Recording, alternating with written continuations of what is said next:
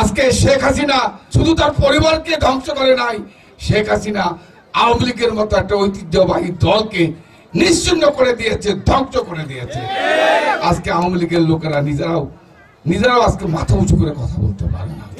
প্রিয় ভাইরা আমার, আমি আপনাদের বলতে চাই, আজকে শেখ হাসিনা ভারতে পালিয়ে গিয়ে আশ্রয় নিয়েছে।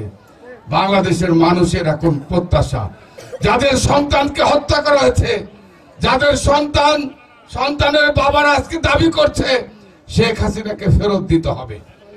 কারণ যদি অনুপ চেটিয়া, বাংলাদেশের পরশ বড়ুয়া রাজনীতির কারণে যদি বাংলাদেশে পালিয়ে থাকার পর বাংলাদেশ সরকার অনুপ চেটিয়া এবং পরেশ বড়ুয়াকে যদি ফেরত দিয়ে থাকে সরকার, তাহলে একই আইনে আমরা বাংলাদেশের জনগণের প্রত্যাশা, আমরা চাই অতি সত্বর শেখ হাসিনাকে বাংলাদেশে ফেরত দিয়ে তাকে শাস্তির মুখোমুখি করে বাংলাদেশের মানুষের চাওয়াকে সম্মান দেবে, এটাই আমরা ইন্ডিয়া সরকারের কাছে প্রত্যাশা করি।